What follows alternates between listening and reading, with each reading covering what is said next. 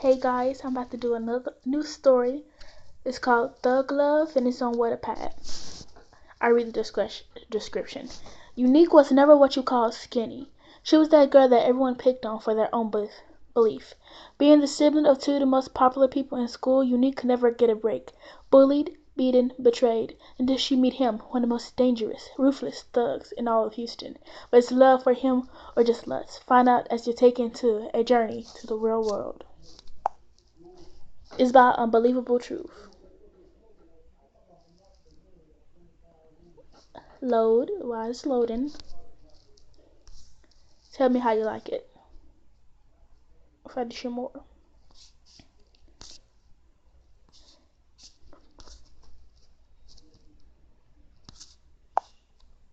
Wake your ugly bleep up. I heard my sister scream from my door. I wouldn't even call it a room, more like a sofa in the living room. You see, my mom had gotten a 3-bedroom apartment, but my sister didn't want to share a bed with me, so that made me sleep on the couch. I settled with an aching back that would never go away. Do you hear me, fat blank? She screamed. I'm up, I mumbled. She huffed and walked away. I got up and walked over to the big trash bags that held my clothes. I put on some flared jeans that were my style but was all I had. A black v-neck shirt and my black overall Converse that I had since last year. My brother and sister are always up to date with their fashion beside me. My mom never likes to buy me nice clothes with the money my dad sends her, even if it is for me. Maybe you understand if I explain my life a little better. My name's Unique Lewis. I'm fully black and my mom a mistake. Ooh. My siblings hate me because they think I ran away their dad, real dad. But it was actually my mom who caused this because she doesn't know how to keep her legs closed. Ooh. My dad is my life. My dad is in my life. I love him to death. He wants to take me away from here, but his wife doesn't want me to live with her. She says I will make their family look like a hot mess. Ooh, who is she? She's one of those snotty black chicks that act all her shit don't stink. Ooh. I used to the way people treat me. I will always cry myself to sleep at night wondering why I was still in this world. When I look in the mirror, I wish I could say I was see a pretty girl, but all I see is your ugliness. Girl, you amazing. You are pretty. Don't let nobody tell you what to do. Who? Um, mm. I don't know why my mom named me Unique. She said my face was uniquely different, in an ugly way. Everyone hates me, well, besides my best friend Monique. She's been my rock since the 6th grade. I walked to the bedroom and was about to enter when my sister pushed me past me and slammed the door in my face. Once I got out of the shower and put on my clothes, I started to work on my hair. I love my hair. It was the only thing that was pretty on me.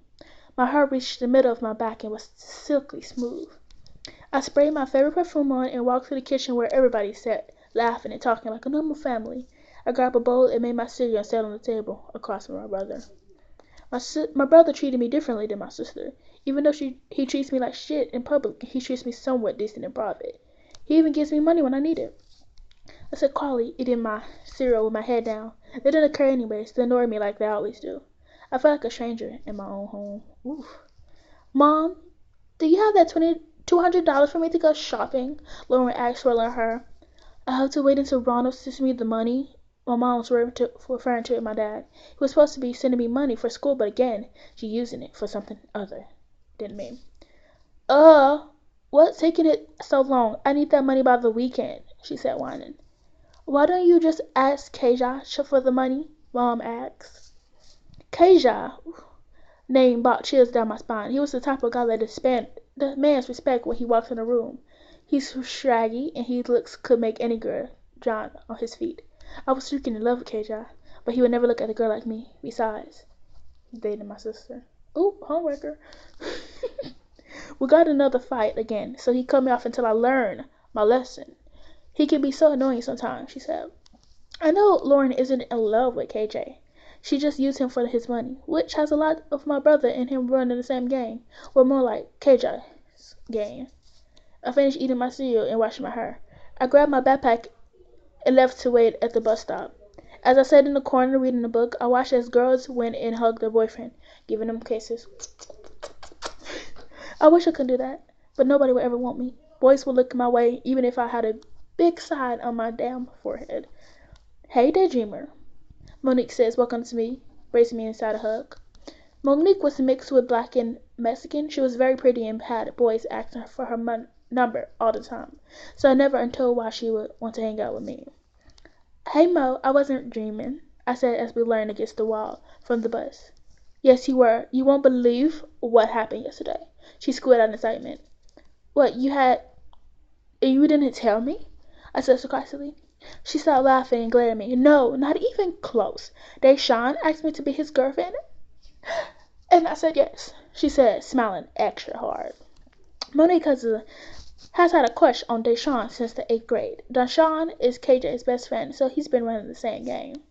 "I'm happy for you, Mo. Just be careful," I said, bookmarking my book and placing it in my backpack. "Always," she said just as the bus pulled up. We continued chatting as we got on the bus and walked the middle and sat down. "Are you going to sit with your boo?" I asked, glancing back to where Deshawn was. "Ellie, my bestie." "Girl, please," she said dramatically. I laughed at her cynically as we continued joking about random. When the bus stopped, we walked the rest of the way to our high school. "Mo!" We heard her name being shouted and turned around to see Deshawn jogging up to her. "Hey, Deshawn," Mo said, giving him a bear hug. "Hey, why don't you come sit with me on the bus?" he asked as he continued walking with us with his arm wrapped around her. "I don't know. I just don't feel comfortable up there. I would rather chat with my girl," she said, shrugging her shoulders as if it was no biggie. He glared at me, He glanced at me, then back at Monique, and just nodded his head. I walked quickly next to them as they acted lovey-dovey and such. I won't lie. I was very jealous that my best friend had a boyfriend and I didn't. I always read that you have to love someone in order to go somewhere else to love you. But I didn't want to hear that crap. I wanted love. Now. But I knew that would never happen. Nobody in the right mind would take a look at me. I hate being so insecure.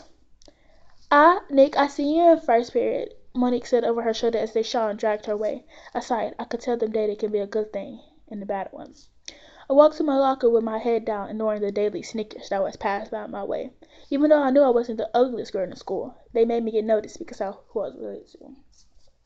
I put my locker combination in and opened my locker, but only to get it slammed back. I looked at who it was and rolled my eyes.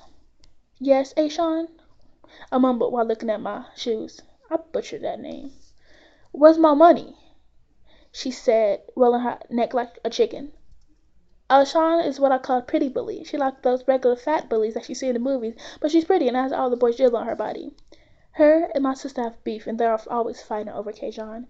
She has been taking the little money I try to save since I started high school. "I don't have any this week, Ashawn," I said, slowly stepping back. "The one thing about Ashawn is that she's pretty. Her temper's like a short fuse." "What do you mean you don't have my money?" she asked calmly. The one thing I learned is that when somebody's calm, they're deadly. "I don't get it this week. I'm very sorry. Please to pay you double next time," I said as I headed onto my bag. "You better, or it's your butt," she said, walking away with her little minions bound on her. I breathed out of relief, got my books and headed to class. A typical mean girl, bruh. I was kind of like the first person in class as always. I took my seat in the middle and got my book out and continued to read. As class started, KJ walked in as usual late. I know he's very smart and intelligent. When I grade teachers' work for them, I see his work and he gets A's. Like it's nothing, but I guess he wants to waste his life in the streets. "Mr. Mitchell, you are late as always," Mr. Myers said, pushing his glasses back to his nose. "Oh, really?" he said, not caring as he continued walking back up the classroom, giving his friends the doubt. "Just make sure you stay here when everybody leaves," he said, making everybody ooh like it was actually serious when it happened on a daily basis. When class ended, I like to be the last person to leave so I won't have to walk through all those people. I gathered my belongings and prepared to walk out the classroom where Mr. Mayer's voice stopped me. "Unique, can you stay back, please?" he said. I nodded my hair and walked back to the front of the classroom. "Well, the reason I asked you both to stay back is because your guys are very smart and there's this competition for schools so they can raise money for them. If our schools won, they could get a check for $500,000. Ooh," he said, getting real excited. "Hey, hell no, I ain't doing that KJ said, scrunching up his face.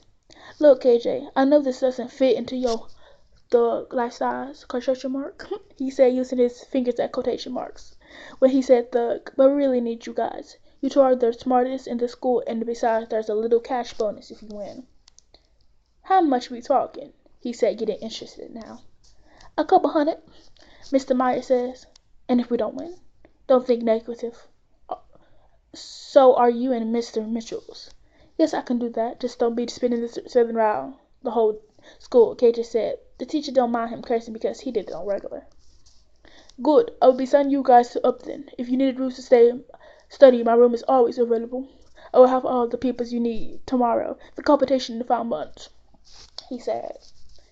Wow, he didn't even ask if I was okay with this whole thing. Even teacher knew I was a nobody. Oof.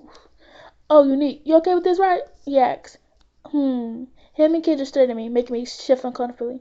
Yes, that's fine, said slowly with my head down. Great, see you guys tomorrow. You should get studying right away, he said as he left his room, giving us passes to our next classes. What's your number? KJ asked. I don't have one, I said softly as we walked side by side to our next class. He laughed loudly.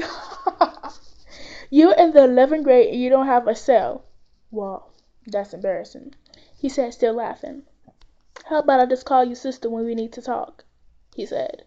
No, I yelled without hesitation. If he did, that's my sister going to ask why and to tell my mom, then my mama is going to get on my case and beat me. Well, this is the first chapter. I hope you, okay. That was the chapter 1.